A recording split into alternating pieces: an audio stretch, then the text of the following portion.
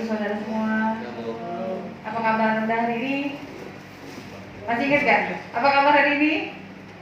Saya diberkati Tuhan, kamu diberkati, kita semua diberkati Tuhan. Sekali lagi ya, apa kabar Anda hari ini? Saya diberkati Tuhan, kamu diberkati Tuhan, kita semua diberkati Tuhan. Puji Tuhan ya, kalau saat ini kita bersama-sama bisa berkumpul di tempat ini, kita bisa beribadah, itu semua karena kebaikan Tuhan. Dan kita mau mulai ibadah hari ini, kita mau mulai dengan doa bersama-sama. Tuhan Allah Bapa kami yang bertata di dalam kerajaan surga yang maha mulia, dan yang kami kenal, kami sembah di dalam nama Tuhan kami Yesus Kristus. Saat pagi hari ini Tuhan, kami bersyukur jikalau kami ada di tempat ini Tuhan, semua karena kebaikan Tuhan, karena penyertaan Tuhan, karena perlindungan Tuhan. Dan hari ini Tuhan, kami mau mulai ibadah kami hari ini. Kami percaya Roh Kudus, Engkau yang ambil alih, Engkau yang pegang kendali atas ibadah kami Tuhan. Biar apa yang kami lakukan Tuhan boleh menyenangkan hati-Mu, boleh menjadi duka yang harum Tuhan, yang kami bawa, kami persembahkan Tuhan ke hadirat-Mu. Kami percaya Tuhan Kau menyertai kami dari mulai pertengahan, awal, hingga akhir ibadah ini Tuhan. Semua karena tuntunan Tuhan, semua karena kemurahan Tuhan kami ada. Dan kami mau serahkan ibadah ini ke dalam tangan kuasa-Mu ya Roh Kudus, Kau yang pegang kendali, Kau yang berkarya sepenuhnya Tuhan. Terima kasih Bapa, di dalam nama-Mu Tuhan kami Yesus Kristus, kami telah berdoa dan ucap syukur. Haleluya, amin. Mari Bapak Ibu Saudara, seperti tadi sudah saya katakan bahwa ketika kita ada saat ini, itu semua karena kemurahan Tuhan. Dan saat ini kita mau sama-sama datang ke hadirat Tuhan. Kita mau sembah Tuhan dengan segenap hati kita. Kita mau memuliakan Tuhan karena Dia layak disembah, karena Dia Allah yang layak ditinggikan di tempat ini. Mari Bapak Ibu Saudara, sembah Dia dengan segenap hatimu, tinggikan Dia. Haleluya.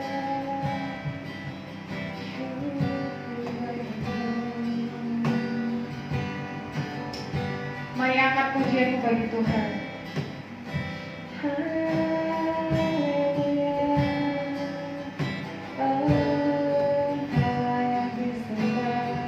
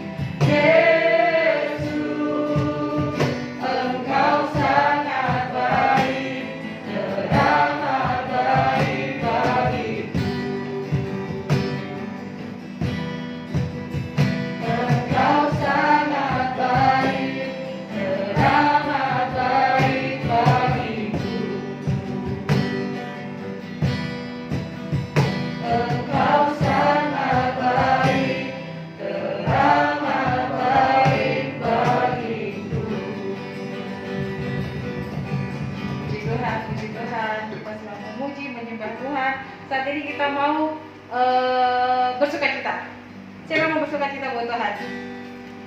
Siapa yang percaya bahwa kita di sini dipilih oleh Tuhan? Amin. Mari kita sama-sama kita nyanyikan kita dipilih. Saya minta Bapak Ibu bangkit berdiri.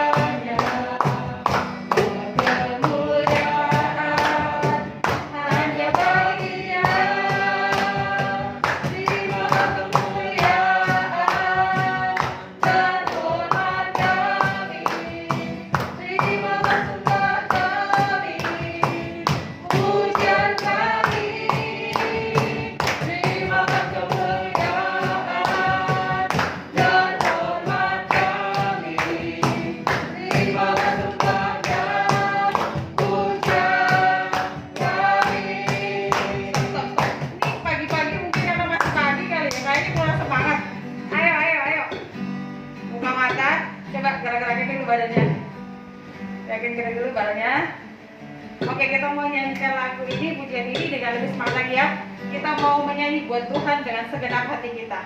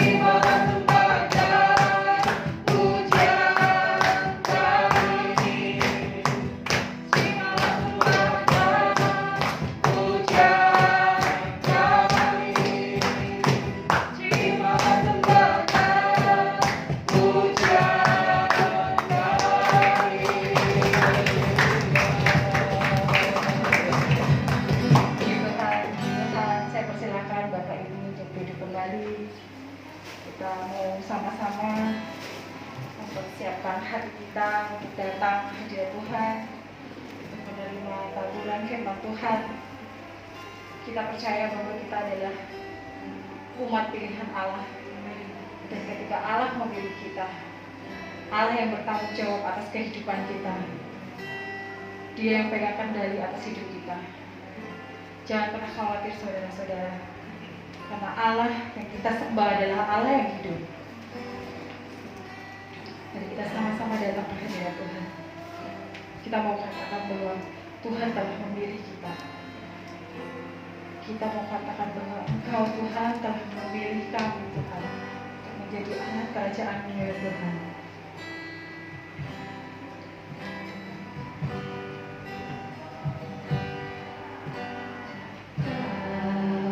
Telah memilihku sebelum dunia dibentuk, betapa aku bersyukur padamu ya Tuhan Allahku.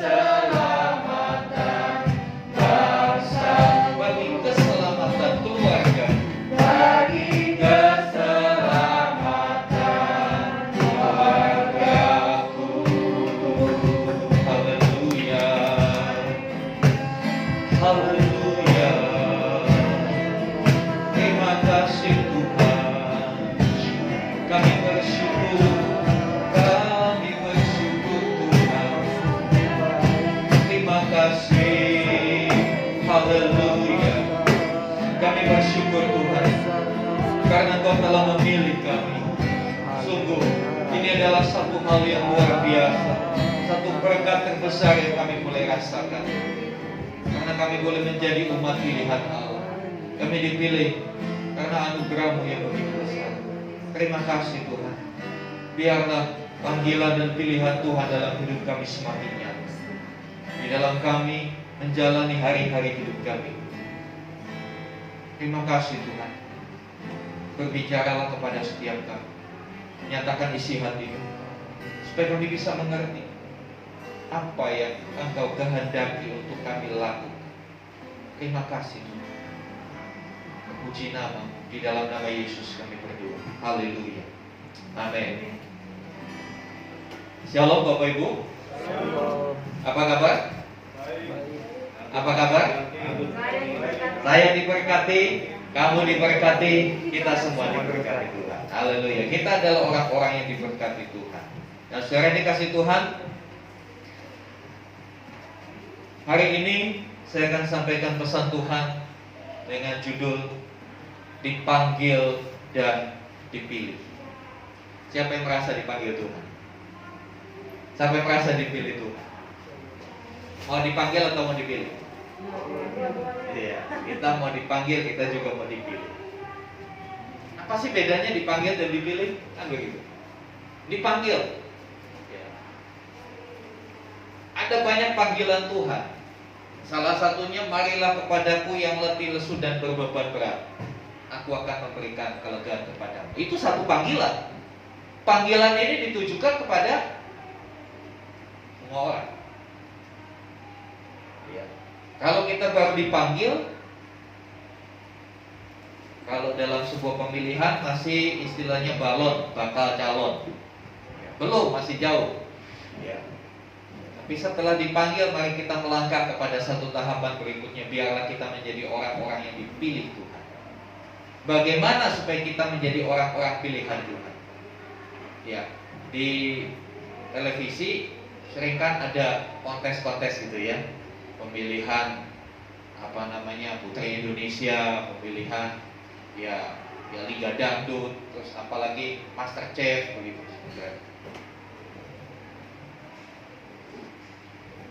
MasterChef gitu kan.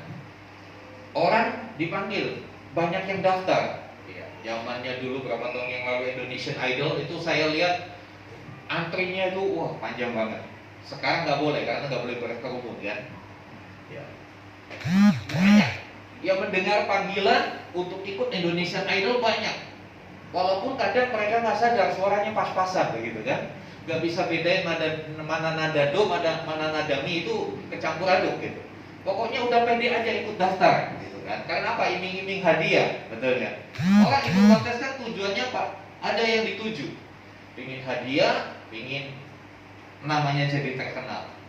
Tapi setelah mereka masuk dalam pendaftaran, mulai ada yang namanya seleksi. Dipilih lagi, betul kan? Dari yang banyak dipilih jadi sedikit, lalu dipilih lebih sedikit lagi, sampai akhirnya tersisa hanya sedikit yang dikatakan mungkin 3 besar, dan juaranya 1. Mari kita belajar dari firman Tuhan, Matius pasal 22 ayat 1 sampai 14. Matius pasal 22 ayat 1 sampai 14, kita belajar bagaimana supaya kita ini masuk dalam kategori orang-orang yang dipilih Tuhan. Matius 22 ayat 1 sampai ayat yang ke-14. Demikian saya akan bacakan. Sudah ketemu semua Injil Matius pasal 22 ayat 1 sampai ayat yang ke-14. Yang membawa kitab, buka kitabnya. Yang membawa HP dibaca HP sucinya. Ya, demikian firman Tuhan. Lalu Yesus berbicara pula dalam perumpamaan kepada mereka. Jadi Tuhan Yesus itu sering mengajar dalam bentuk perumpamaan. Tujuannya apa?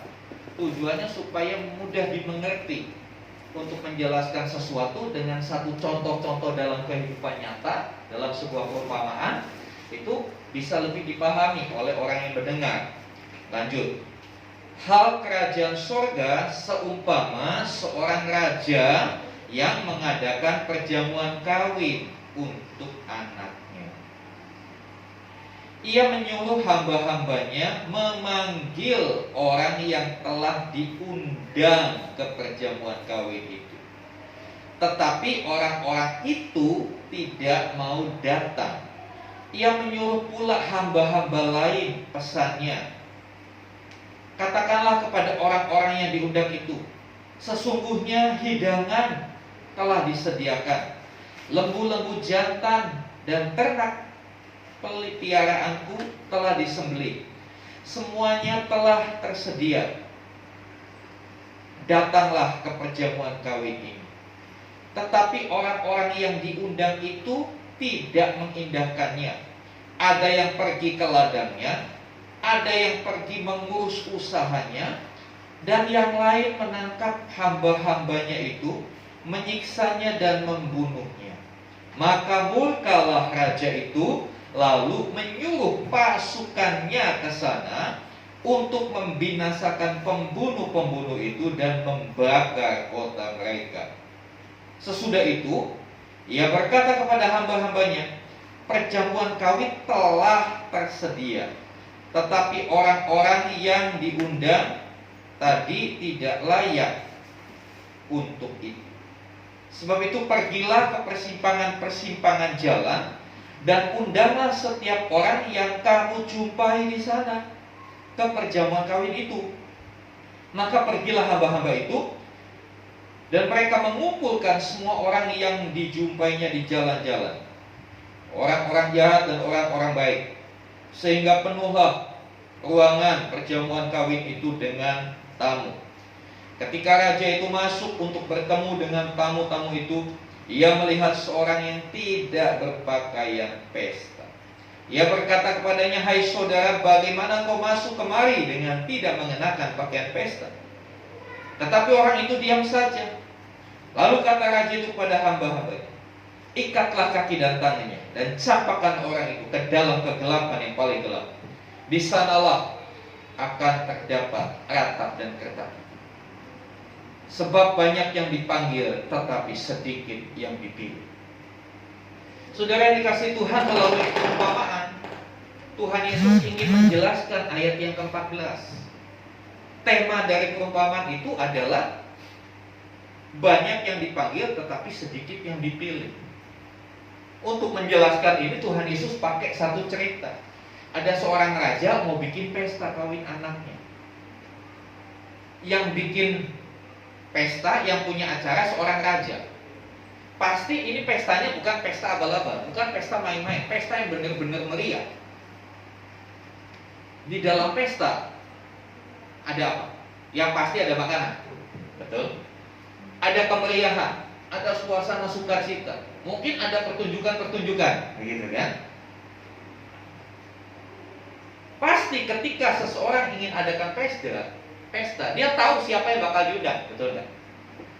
Mungkin bapak ibu mau pesta, mau mengawinkan putrinya, gitu ya. Pasti sudah di benak ini, mungkin masih tahun depan, tapi di benak udah kebayang yang mau diundang ini udah punya daftar nama yang mau diundang. Siapa nama-nama yang diundang? Yang pastinya orang spesial buat kita, betul kan? Nggak mungkin kita nggak kenal, kita undang. Orang mau bikin pesta, daftar pertama itu daftar orang paling dekat. Oh, ini kakak saya, adik saya, ini pamannya anak saya, gitu. Orang-orang yang punya hubungan spesial, orang-orang yang punya kedekatan, orang-orang yang kita pikir orang itu penting buat kehidupan kita, maka diundang. Demikian juga raja ini. Raja ini punya daftar. Dia suruh anak buahnya, dia suruh hamba-hambanya, nih undang. Tetapi apa yang terjadi Bapak Ibu? Orang yang diundang itu gak mau datang. Dikatakan di dalam ayat yang ketiga, ia menyuruh hamba-hambanya memanggil orang-orang yang telah diundang. Maksudnya telah diundang itu ada dalam daftar, ya, perjamuan kawin itu. Tetapi orang-orang itu tidak mau datang. Orang-orang gak mau datang.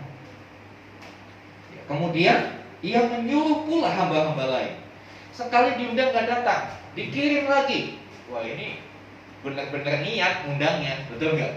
Ada orang yang undangnya sekedar aja, orang gak datang ya udah nggak apa-apa. Tapi ini raja ini benar-benar niat. Udah sekali diundang, diutus, ya, gak mau datang, diutus lagi hamba-hamba yang lain dengan pesan.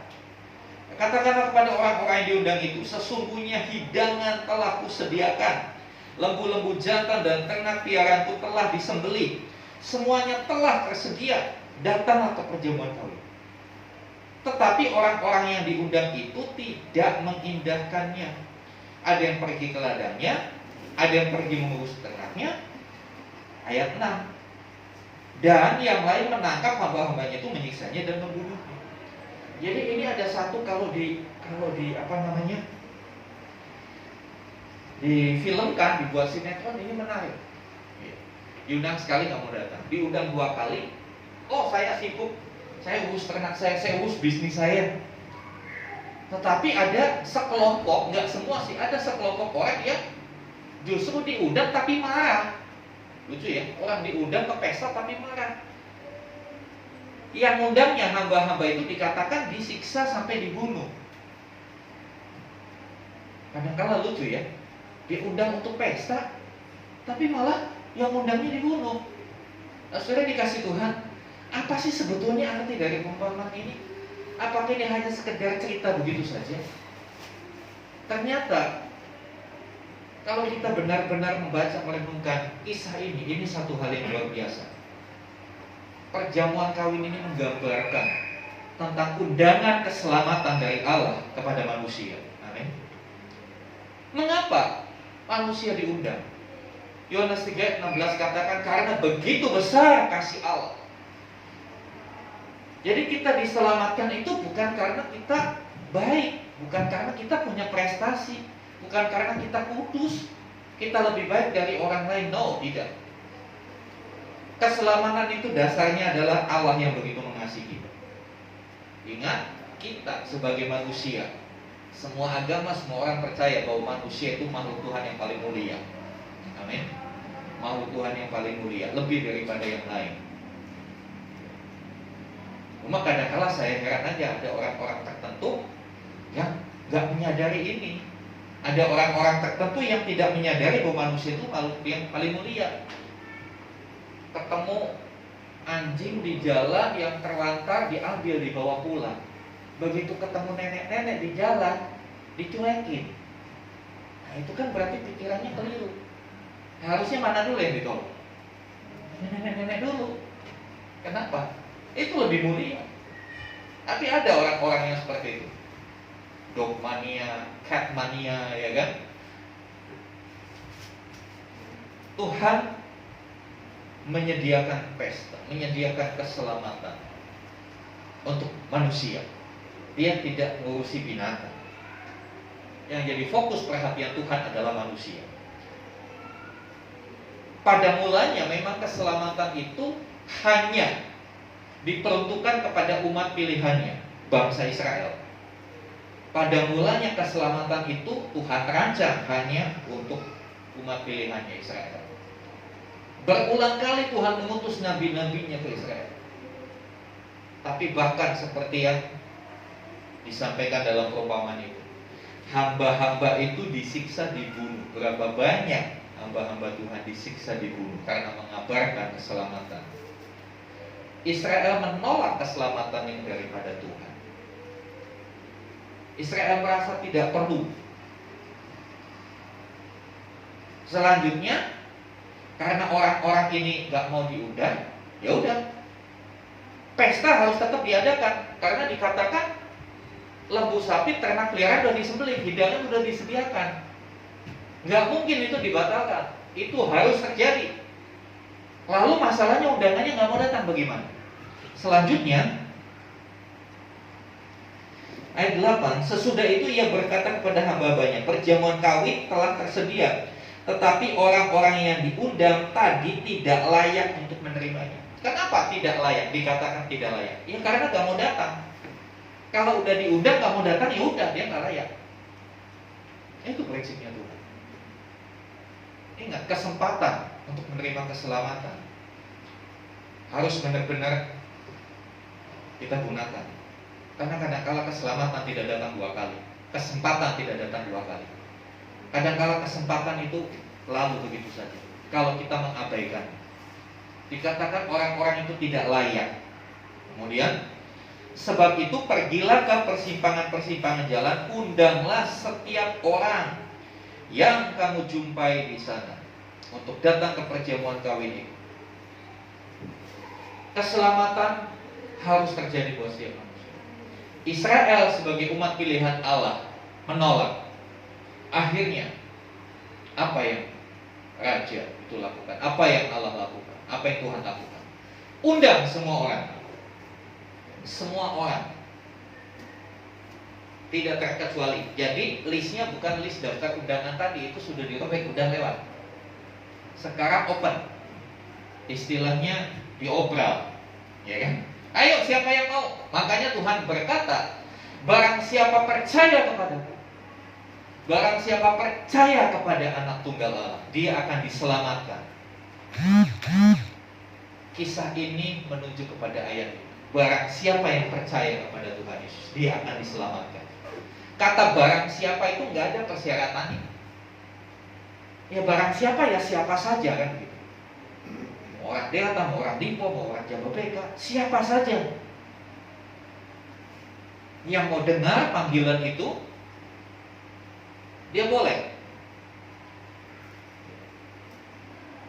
Setelah Israel menolak keselamatan, maka keselamatan itu di-share kepada semua bangsa, termasuk kepada kita. Amin. Dikasih kesempatan untuk menikmati pesta dari raja itu. Nah, saudara dikasih Tuhan, cerita itu berkata, maka pergilah hamba-hamba itu dan mereka mengumpulkan semua orang yang dijumpainya di jalan, orang-orang yang jahat, orang-orang yang baik, sehingga penuhlah ruangan perjamuan kawin itu dengan tamu.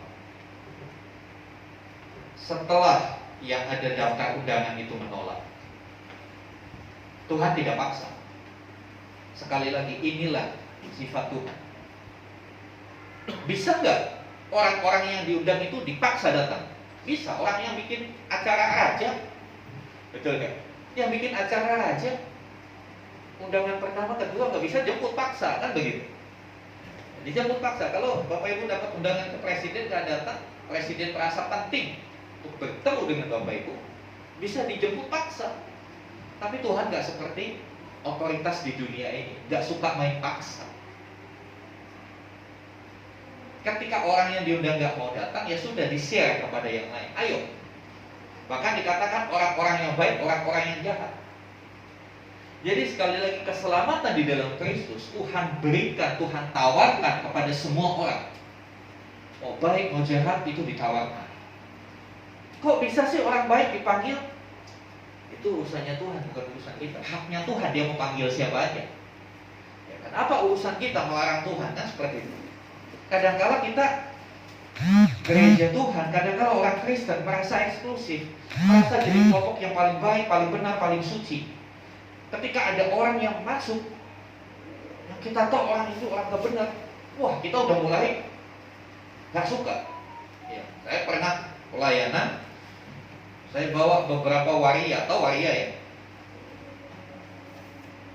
wanita tapi sebetulnya pria gitu. Dengan ya Bapak Ibu kebayang lah kalau ada waria. Saya nggak tahu kalau ada waria tiba-tiba ikut ibadah di gereja kita, saudara pada bubar apa enggak, saya nggak tahu. Nggak kebayang gitu. Tapi yang saya alami itu bukan di sini orang luar biasa semua. Di satu gereja di Jakarta sana, kan jauh di Jakarta. Saya menangkan waria, orang saya undang, saya bagikan undangan keselamatan kepada waria, dan mereka mau. Nggak seperti yang diundang ini menolak, alasan sibuk lah, alasan bisnis, alasan ternak, segala macam. Waria ini mau datang, iya kak, manggil saya kakak, iya kak, saya mau percaya Tuhan Yesus, terus saya ke gereja mana? Ya udah, saya dampingi. Begitu saya dampingi, bawa rombongan 3 kalau nggak salah ke satu gereja, begitu masuk di depan kan ada asyir tuh, penyambut tamu, penyambut tamu, lari semua. Saya bingung. Saya bawa anjing pada ketakutan semua.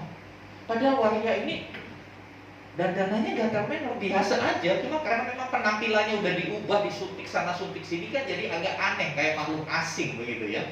Begitu masuk orang pada bubar. Masuk ke gereja, udah gak ada asing, udah gak usah salaman, masuk aja kan gitu kan, kita diundang sama Tuhan Yesus. Duduk, begitu duduk itu kiri kanannya tanpa dikomando langsung ngangkat Alkitab pindah ke depan. Padahal pimpin pujian suruh maju ke depan, gak maju-maju. Begitu waria datang maju semua ke depan. Jadi apa perlu ya dibawa lagi pada waktu itu? Jadi yang dikasih Tuhan, ini sesuatu yang buat saya fenomena banget. Kok seperti ininya ya orang Kristen? Apakah orang-orang itu merasa dirinya terlalu suci dan melihat waria ini terlalu najis, terlalu kotor?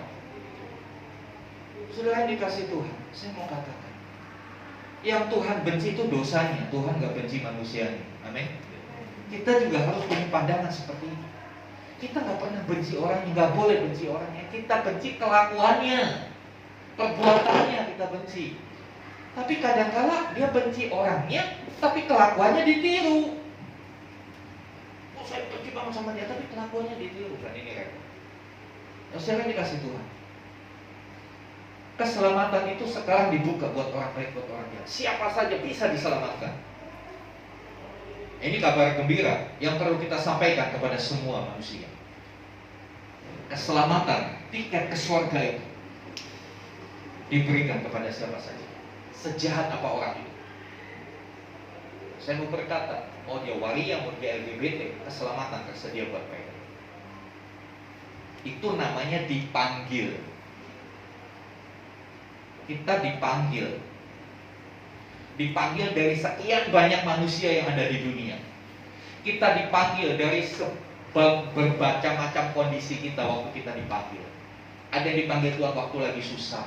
Ada yang dipanggil Tuhan waktu lagi posisinya jaya.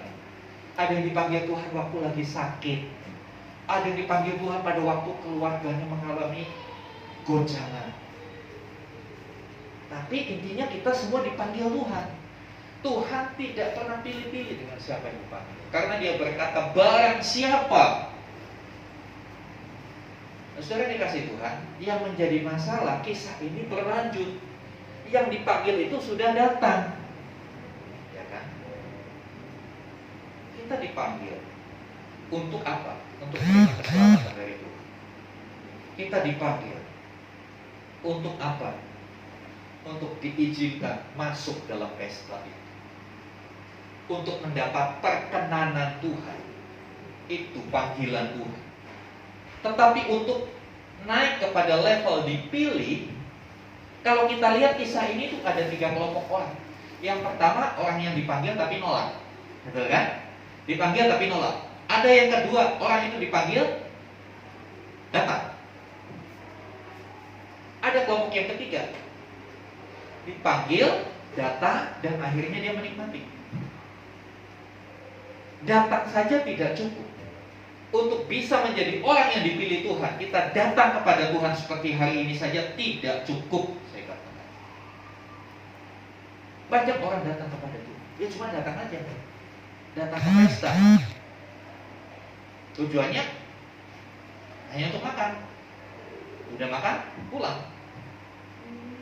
Tapi kalau kita lihat kisah ini, ada hal yang menarik yang harus kita perhatikan supaya kita menjadi orang yang dipilih Tuhan. Di dalam pesta itu ketika yang dipanggil udah pada datang, penuhlah ruangan itu, dikatakan yang punya pesta, raja ini jalan-jalan, ya kan, memantau tamu-tamunya. Dia mau lihat siapa aja tamunya, kan, seperti itu. Tapi kemudian di dalam ayat yang ke-11, ketika raja itu masuk untuk bertemu, luar biasa. Raja itu masuk ke ruangan pesta untuk bertemu. Inilah kehormatan. Kalau Pak Presiden Jokowi mau ketemu Bapak Ibu, kehormatan bukan? Kehormatan. Ini raja itu datang untuk bertemu. Wow, ini kan satu privilege, satu kehormatan untuk kita bisa berjumpa dengan raja. Tetapi apa yang terjadi? Ketika raja itu masuk untuk bertemu dengan tamu-tamu itu, ia melihat seorang yang tidak berpakaian pesta. Dalam kisah ini digambarkan seorang itu menunjukkan sesuatu yang sedikit. Sekelompok lah seperti itu. Ada seorang yang nggak pakai pakaian pesta, lalu ditegur. Hai saudara, ini rajanya sopan banget. Dia bilang, hei kamu, kita lihat tadi, yang diundang siapa sekarang yang datang ke pesta? Yang di pinggir-pinggir jalan, yang di perempatan-perempatan jalan, orang-orang yang tidak punya kedudukan, yang tidak masuk daftar tadi, tapi masih diakui, hai saudara, kan luar biasa. Hai saudara, ya, mengapa kamu tidak pakai pakaian pesta? Tidak pakai pakaian pesta. Ternyata pesta dalam konteks budaya orang Yahudi, orang kalau masuk ke ruangan pesta, kostumnya beda. Ada dress code-nya. Betul? Ada dress code-nya pemimpin pujian yang paling kiblat, batik. Ya. Ada dress code-nya. Kalau nggak punya dress code, kena tegur, ya kan? Ditegur karena nggak pakai dress code. Ya saya kira itu juga nggak beda jauh dengan di kita, ya kan? Nggak mungkin saudara pakai pakaian renang datang ke pesta, kecuali pestanya di kolam renang di pantai. Tapi kalau pesta di gedung, ya, lalu saudara datang pakai celana pendek, pakai singlet, belum masuk udah dicekal sama security-nya. Ngapain kamu? Kan begitu. Tapi ini orang ini bisa kelolosan masuk. Ini menunjukkan apa, saudara? Untuk datang kepada Tuhan. Yang hebatnya pesta mereka, ya, pesta mereka itu di Israel. Saya pelajari satu buku. Saya bikin pesta, saya undang. Saya siapin pakaian pesta. Saya udah siapin. Jadi orang yang datang itu harus lepas pakaiannya, ambil pakaian pesta itu. Pakaian pesta itu disediakan. Nah, saudara dikasih Tuhan. Tetapi ada orang-orang yang nggak mau pakai pakaian pesta. Dia masih suka pakai pakaiannya yang lama. Apa artinya, saudara? Ketika kita datang kepada Tuhan, ya mungkin kita datang dengan apa adanya kita. Dengan segala dosa, segala kelemahan kita, semua kebiasaan buruk kita datang sama Tuhan. Tuhan terima gak? Tuhan terima. Bahkan dikatakan Tuhan mau bertemu. Tapi ingat, karena yang bikin pesta ini bukan orang sembarangan, seorang raja. Pastinya kalau kita bicara soal raja, itu kita harus sadar bahwa tetap ada protokolnya, ada aturannya, ada prosedurnya yang harus diikuti. Dan salah satu prosedurnya dikatakan harus pakai pakaian pesta. Harus pakai pakaian pesta. Nah, saudara dikasih Tuhan, ada orang-orang yang datang tapi nggak mau pakai pakaian pesta. Ada orang-orang yang datang tidak mau menanggalkan pakaiannya yang lama. Demikian juga hari-hari ini banyak orang Kristen datang sama Tuhan, tapi tidak pernah mau menanggalkan perilakunya, perbuatannya, pikirannya yang lama. Dia tidak mau mengenakan pakaian baru yang Tuhan sediakan. Dia tidak mau mengenakan cara berpikir baru. Dia tidak mau mengenakan perilaku yang baru. Bukankah Tuhan berkata, barang siapa ada di dalam Kristus, sesungguhnya ia adalah ciptaan baru. Yang lama sudah berlalu, yang baru sudah datang. Kalau kita mau datang kepada Tuhan, mari lepaskan pakaianmu yang lama. Pakaian, kalau kita membaca di kitab Wahyu, itu menunjukkan perbuatan-perbuatan kita. Itulah pakaian kita. Pakaian lama itu berarti perbuatan-perbuatan kita yang lama, yang hanya mengikuti hawa nafsu, yang hanya mengikuti duniawi. Ketika kita mau jadi orang pilihan Tuhan, kita mau tidak mau harus tanggalkan itu. Kita harus kenakan pakaian pesta. Dan luar biasanya Tuhan sediakan pakaian pesta. Artinya apa? Kalau kita mau hidup benar, kalau kita mau mengubah cara berpikir kita, inilah pakaian pesta itu. Tuhan sediakan. Inilah pedomannya. untuk kita hidup dengan cara-cara yang baru. Alkitab ini adalah pedoman untuk kita hidup dengan cara-cara yang baru, bukan cara-cara yang lama. Ketika kita datang ke pesta pakai pakaian pesta, kita mendapat privilege, kita mendapatkan hak penuh untuk menikmati pesta itu, untuk menikmati semua yang ada di dalam pesta itu. Mau hidangan, mau acara, mau kegembiraan, kita bisa berbaur dengan semua orang yang ada di situ. Tapi syaratnya harus dengan pakaian pesta. Banyak orang mau menikmati berkat Tuhan, banyak orang mau menikmati segala sesuatu yang Tuhan sediakan, tapi dia nggak mau lepas perilakunya yang lama. Dia nggak mau lepas cara berpikirnya yang lama. Dia nggak mau lepas hatinya yang lama, yang mungkin penuh dengan kemarahan, penuh dengan kepahitan, penuh dengan dendam. Dia nggak mau lepas. Lihat orang yang didapati nggak pakai pakaian pesta, akhirnya bagaimana? Diikat, dibuang, dilempar keluar. Saudara yang dikasih Tuhan, bukan berarti Tuhan jahat, tapi Tuhan tetap punya peraturan. Undangan keselamatan gratis diobral kepada setiap orang. Tapi ketika sudah masuk dalam area pesta, ketika kita sudah masuk dalam hidup dalam Tuhan, ada satu ketentuan yang harus kita lakukan. Seorang raja, dia punya ketentuan-ketentuan yang harus diikuti siapapun yang ada di dalam kerajaan. Kita yang ada di dalam kerajaan wajib mengikuti semua ketentuan-ketentuan itu. Seperti kita warga negara Indonesia kan, ada yang WNA di sini. Mungkin dikira WNA ada ya, tapi bukan WNA kan? WNI semua kan di sini. Ya. Kita WNI harus ngikutin aturan WNI. Salah satunya punya KTP, ya kan? Kita harus ngikutin aturan-aturannya. Kalau enggak, ya kita benar bisa kena masalah kan seperti itu. Demikian juga dalam kehidupan Kristen kita.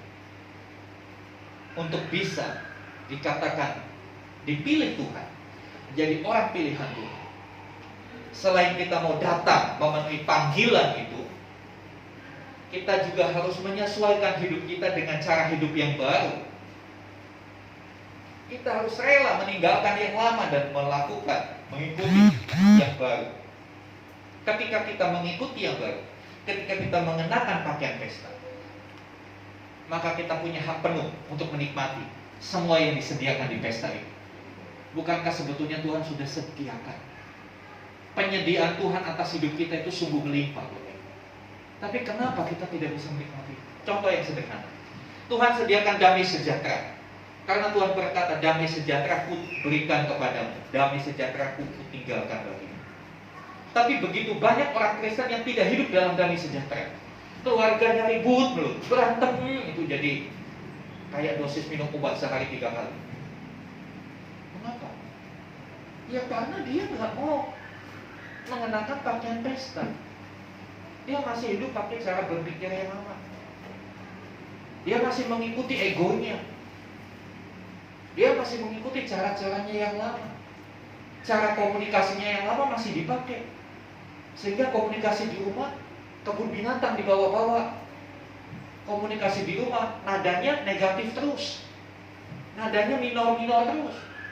Ada beberapa pemain musik, kalau main musik nadanya minor terus, kira-kira enak. Ya males, nggak karu-karuan kan begitu. Demikian komunikasi di rumah dengan sesama dalam komunitas. Kalau cara berkomunikasi kita nggak ubah dengan caranya Tuhan, nggak akan ada damai sejahtera. Padahal damai sejahtera sudah disiapkan. Cuma kita nggak bisa nikmati. Salahnya siapa? Bukan salahnya Tuhan. Salahnya kita. Kita yang nggak mau lepaskan pakaian lama kita. Nah, saudara dikasih Tuhan,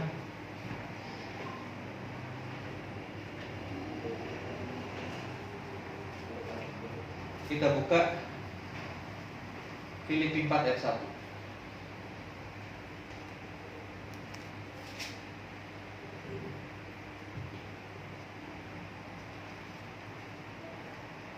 Ini yang Tuhan sediakan. Karena itu saudara-saudaraku yang kukasihi dan yang kurindukan, sukacitaku dan mahkotaku, berdirilah juga dengan teguh, hai saudara-saudaraku kekasih. Tuhan mau kita tetap berdiri teguh di dalam Tuhan. Artinya apa? Kita tetap di dalam panggilan kita. Kita tetap di dalam pilihan. Ingat, di dalam semua apapun bentuk pemilihan, pasti ada syarat-syarat yang harus diikuti. Kalau saudara mau dipilih menjadi pimpinan di sebuah perusahaan, maka ada sederetan syarat-syarat yang harus Anda penuhi. Kalau saudara mau dipilih menjadi juara MasterChef, ya ada syarat-syaratnya. Gak cuma bisa goreng telur jadi MasterChef, gak bisa. Mau jadi MasterChef, mau kalian apa? Bikin Indomie. Wah. Oh, saya bisa semua masakan. Apa? Rendang saya bisa, soto mie saya bisa, soto Lamongan saya bisa, teriyaki saya bisa. Oh, hebat ya. Iya, tapi semua dalam bentuk Indomie. Ada syarat-syaratnya. Kalau kita memenuhi syarat, baru kita terpilih. Demikian kalau kita mau mengalami pemilihan Tuhan. Kalau kita menjadi orang-orang yang dipilih Tuhan, lengkapi dulu syarat-syarat. Dan yang luar biasa, pakaian itu Tuhan sediakan. Pakaian pesta itu Tuhan sediakan. Tinggal mau gak kita membuang yang lama, mengenakan yang baru. Banyak orang yang gak mau melepaskan pakaian yang lama, didobel. Banyak orang Kristen, maaf ya, di sini gak ada. Banyak saya jumpai didobel. Pakaian lama ditutup pakaian baru. Ya itu istilahnya Pak SBY pencitraan. Ya kan? Ya kadangkala mau nggak mau kalau pakaian lama yang udah bau, udah lusuh, udah kotor, didobel pakai pakaian yang baru, lama-lama yang baru ini jadi ikutan bau, betul nggak? Saya tanya, kalau saudara pakai baju udah 1 minggu nggak ganti, ke mall beli baju baru, pakai yang baru, apakah yang baju yang bau, yang kotor itu jadi bersih? Enggak. Yang terjadi apa? Yang bersih jadi kotor. Kan seperti itu. Makanya lepaskan dulu yang lama, tinggalkan dulu yang lama, baru kenakan yang baru. Jangan didobel. Banyak orang Kristen didobel. Egonya masih dipertahankan, tapi supaya kelihatan berubah, ya ikut pelayanan. Gaya hidupnya masih glamor dunia, mengikuti hawa nafsu. Tapi supaya kelihatan baik, ya pakai kelihatannya baik. Mau berapa lama manusia bisa bersandiwara dengan 2 model perilaku hidup? Yang ada nanti, yang barunya ikut tercemar. Sebab itu Tuhan berkata, tinggalkan yang lama, kenakan manusia baru. Ya. Efesus pasal yang keempat.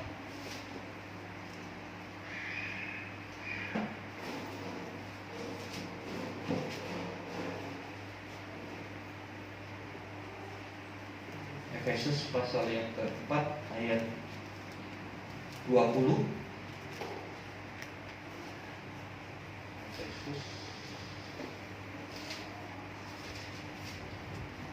Efesus 4 ayat 20. Demikian firman Tuhan. Tetapi kamu bukan demikian. Kamu telah belajar mengenal Kristus, karena kamu telah mendengar tentang Dia dan menerima pengajaran di dalam Dia menurut kebenaran yang nyata dalam Kristus, yaitu bahwa kamu berhubung dengan kehidupan kamu yang dahulu harus menanggalkan manusia lama yang menemui kebinasaannya oleh nafsunya yang menyesatkan, supaya kamu dibaharui dalam roh dan pikiranmu, dan mengenakan manusia baru yang diciptakan menurut kehendak Allah di dalam kebenaran dan kekudusan yang sebenarnya. Jadi ini artinya mengenakan pakaian pesta, menanggalkan manusia lama dan mengenakan yang baru. Dan dikatakan terus menerus diperbaharui. Di dalam apa? Di dalam roh dan pikiran. Roh kita diperbaharui. Roh kita menjadi terkoneksi dengan Tuhan. Mau melakukan apa-apa ingat Tuhan. Mau marah sama orang ingat Tuhan. Saya percaya ketika kita udah mau sakit hati, terus kita ingat Tuhan, maka kita bisa melepaskan pengampunan. dalam roh dan pikiran. Pikirannya diperbaharui, bukan lagi pikiran-pikiran duniawi, tapi pikiran-pikiran yang berdasarkan firman Tuhan. Kemudian dikatakan kita diciptakan menurut kehendak Allah dalam kebenaran dan kekudusan. Kunci pakaian pesta itu dua. Cirinya pakaian pesta itu kebenaran dan kekudusan. Kita harus hidup benar dan hidup kudus dalam keseharian kita. Itu ciri orang yang dipilih Tuhan. Karena firman Tuhan berkata, kamulah bangsa yang terpilih, imamat yang kerajaan, bangsa yang kudus, umat kepunyaan Allah, untuk memberitakan. Dan orang yang dipilih punya tugas untuk memberitakan perbuatan, untuk bersaksi, menceritakan bagaimana perubahan hidup yang dialami. Perubahan hidup ini akan membuat orang datang kepada Tuhan. Amin. Mari kita bangkit berdiri, kita datang kepada Tuhan. Haleluya.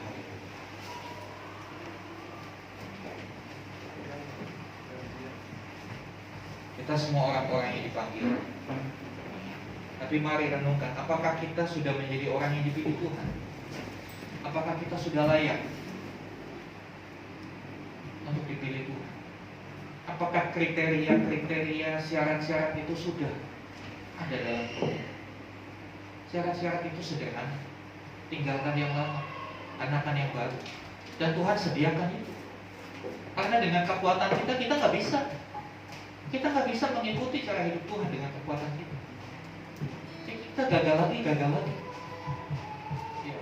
Orang bilang zaman sekarang gagal money. Kalau dengan kekuatan kita, tapi dengan kekuatan Tuhan, ingat pakaian pesta itu Tuhan sediakan.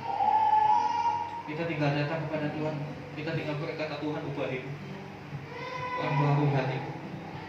Kita akan melihat bagaimana tangannya mengubah hidup ini. Kita naikkan pujian kalau telah memilih.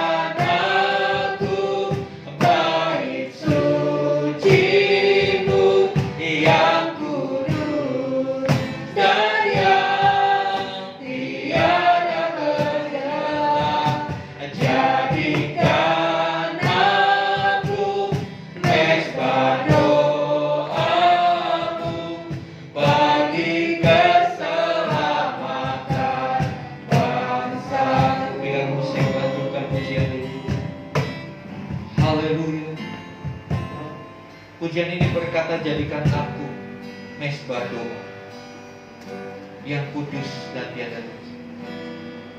Jadikan aku bait suci. Bait suci Tuhan adalah tempat kediaman Tuhan. Mari kita rindukan supaya hidup kita boleh menjadi tempat kediaman Tuhan. Untuk itu hidup kita perlu kudus dan tidak bercacat.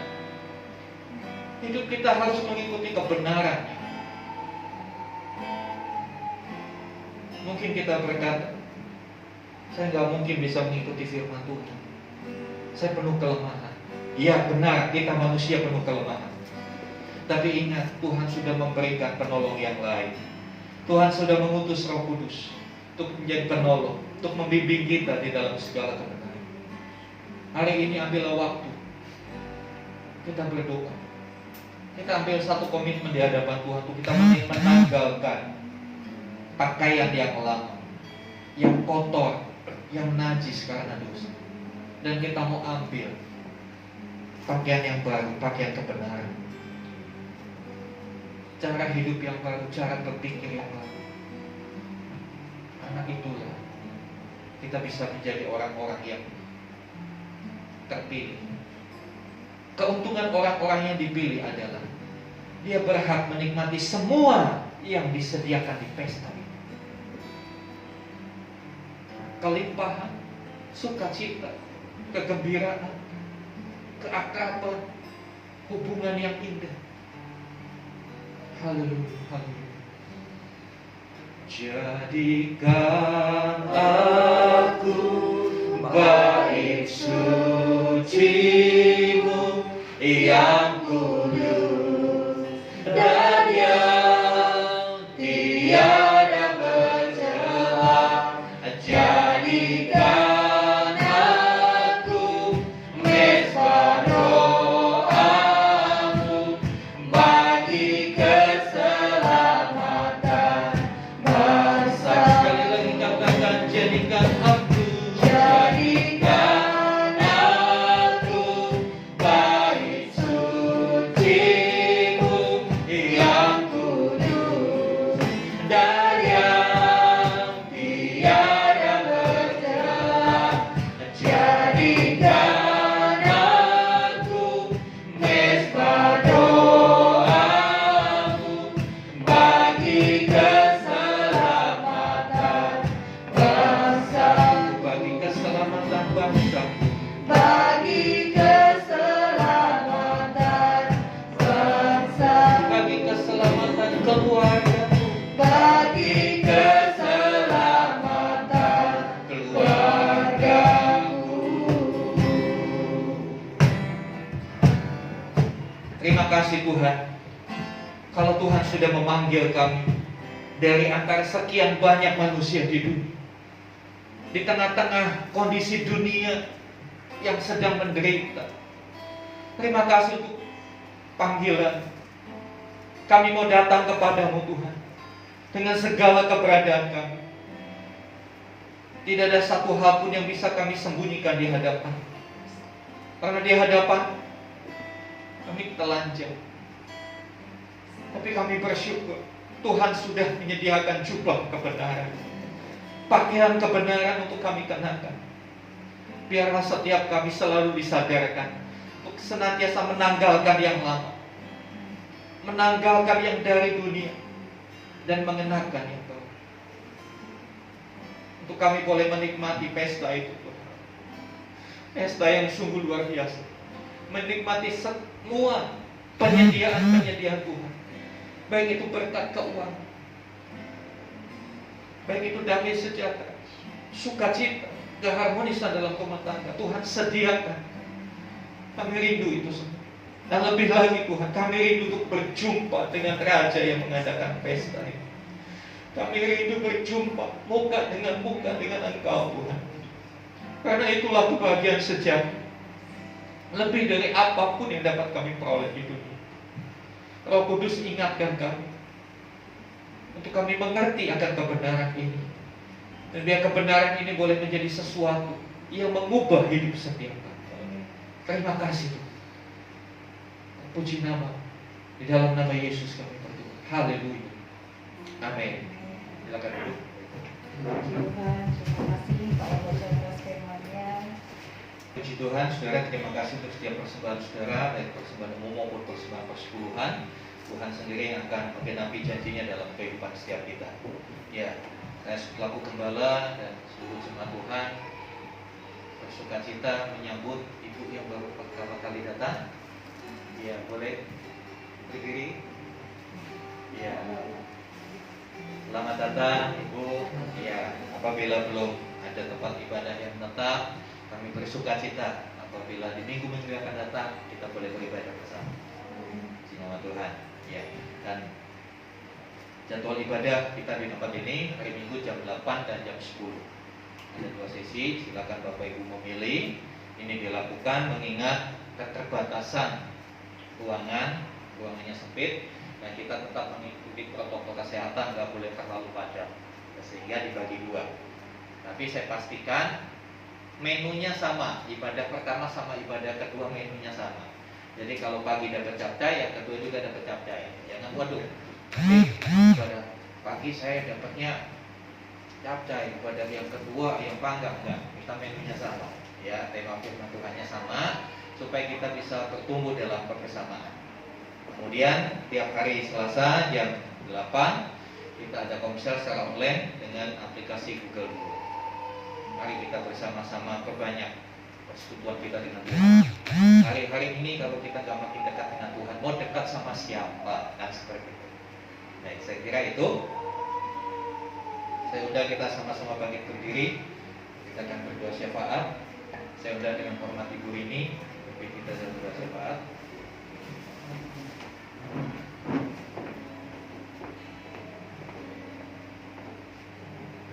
Bapak Ibu Saudara, mari kita bersatu dalam doa. Bapa di dalam surga, kembali kami datang di hadapan-Mu Tuhan. Terima kasih Tuhan, karena Engkau sudah memilih kami. Engkau sudah mengundang kami Tuhan Yesus. Oleh sebab itu Tuhan, biarlah Engkau pakai setiap kami Tuhan, untuk kami menjadi alat-Mu Tuhan, untuk memberitakan kebaikan Tuhan untuk setiap orang Tuhan. Biarlah mulai hari ini Tuhan, setiap kami, dimanapun kami berada, dengan siapapun kami bertemu, kami berani memberitakan kabar baik tentang Engkau Tuhan. Terima kasih Tuhan, Engkau sangat baik, Engkau teramat baik dalam kehidupan kami Tuhan Yesus. Kalau sampai saat ini kami ada, itu bukan karena kekuatan darah kami, bukan karena keberhasilan kami Tuhan. Itu semua semata-mata karena kasih anugerah yang Tuhan berikan Tuhan.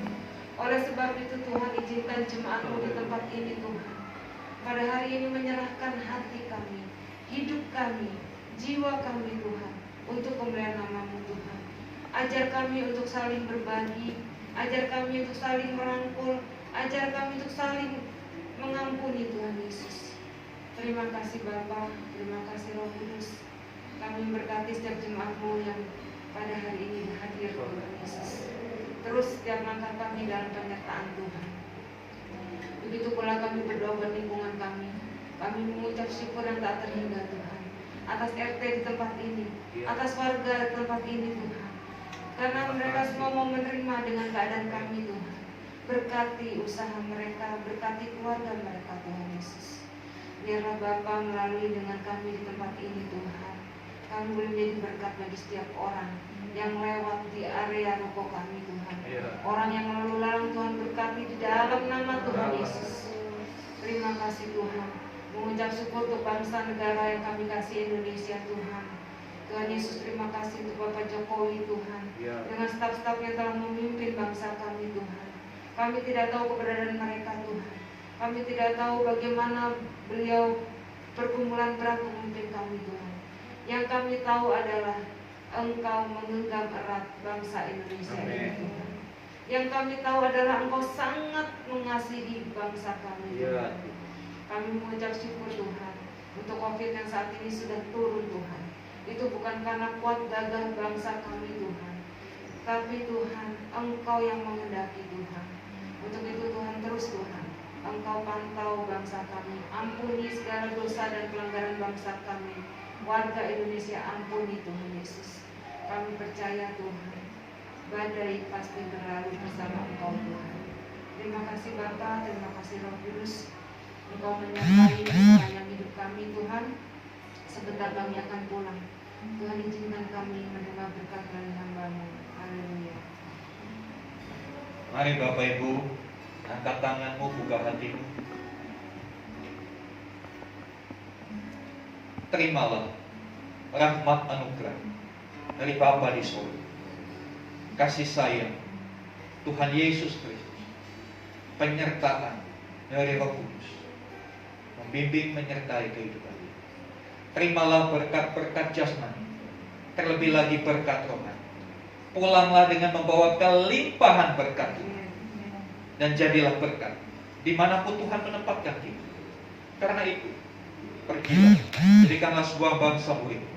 Baptislah mereka dalam nama Bapa dan Anak dan Roh Kudus, dan ajarlah mereka untuk melakukan segala sesuatu yang telah kuperintahkan kepadamu. Dan ketahuilah aku menyertaimu senantiasa sampai kepada akhir zaman. Pada saatnya nanti Tuhan Yesus akan datang kali yang kedua, menjemput kita semua untuk masuk dalam kebahagiaan kekal, supaya di mana Tuhan Yesus berada, di situ pun kita berada. Terima kasih Tuhan, di dalam nama Tuhan Yesus Kristus. Haleluya. Amin.